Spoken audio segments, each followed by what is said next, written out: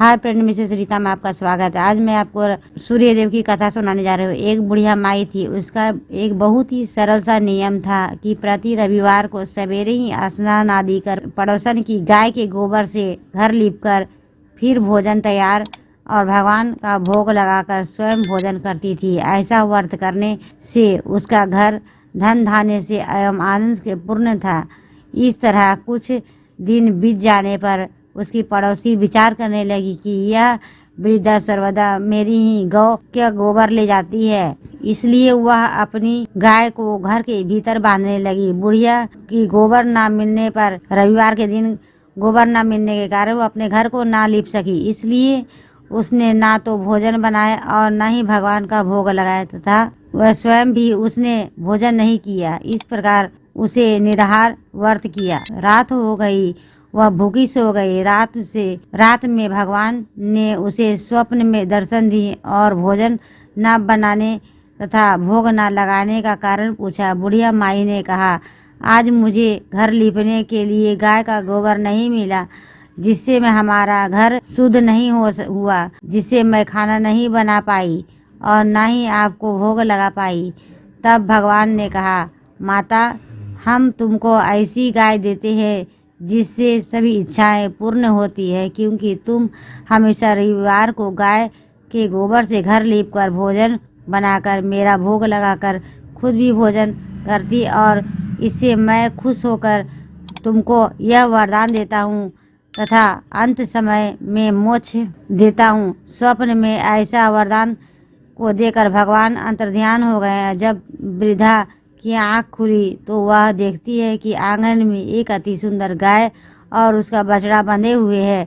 वह गाय और बछड़े को देखकर अत्यंत प्रसन्न हुई और वह घर के बाहर बांध दिया, वही खाने का चारा डाल दिया। जब उसकी पड़ोसन ने बुढ़िया के घर के बाहर एक अति सुंदर गाय और बछड़े को देखा तो वह द्वेष के कारण उसका हृदय जल उठा तथा जब उसने देखा कि गाय के सोने का गोबर किया है, तब उस गाय की गोबर ले गई, अपनी गाय का गोबर उसकी जगह रख गई। यह नियमित ऐसा करती रही और सीधी सादी बुढ़िया को इसकी खबर न होने दी। तब सर्वव्यापी ईश्वर ने सोचा कि यह चालाक पड़ोसन के कर्म से बुढ़िया ठगी जा रही है। भगवान ने संध्या के समय अपने माया से बड़े ही जोर की आंधी चला दी।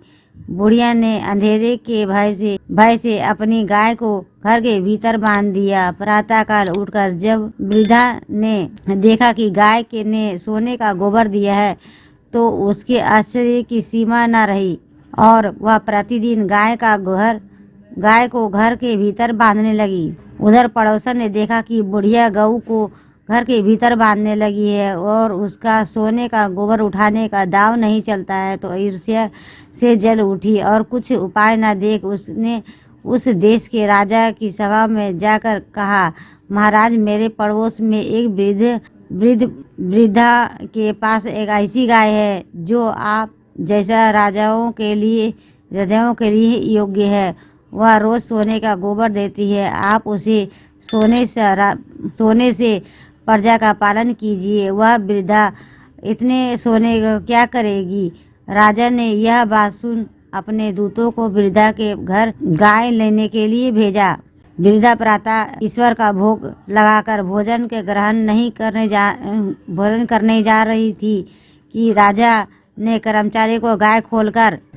कर्मचारियों ने गाय खोलकर ले गया और वृद्धा के काफी रोई चिल्लाई, किंतु कर्मचारियों के समझ में कोई क्या कहता।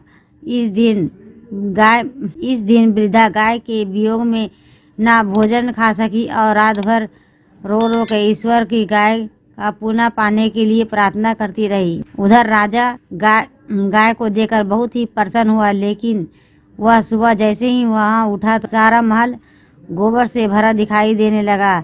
राजा यह देखकर घबरा गया। भगवान ने रात में राजा के स्वप्न में कहा, हे राजा, गाय को वृद्धा को लौटाने में ही तेरा भला है। उसके रविवार का व्रत में प्रसन्न होकर मैंने उसे गाय दी थी। प्रातः होते ही राजा ने वृद्धा को बुलाकर बहुत से धन से साथ सम्मान सहित गाय और बछड़ा लौटा दिए। उसकी पड़ोसन को बुलाकर उचित दंड दिया। इतना कहने के बाद राजा का महल से गंदगी दूर हो गई। उसी दिन से राजा ने नगरवासियों का आदेश दिया कि राज्य की तथा अपने समस्त के मनोकामनाओं की पूर्ति के लिए रविवार का व्रत करें। व्रत करने से नगर के लोग सुखी जीवन व्यतीत करने लगे। कोई भी बीमारी तथा प्राकृतिक प्रकोप से उस नगर पर नहीं होता है। सारी प्रजा सुख से रहने लगी। दोस्तों, ये वीडियो आपकी कैसी लगी? लाइक करें, सब्सक्राइब करें, बेल वाला आइकन को ऑल में प्रेस करें ताकि इसी तरह के लेटेस्ट वीडियो रोजाना मिल सके। Bye bye friends.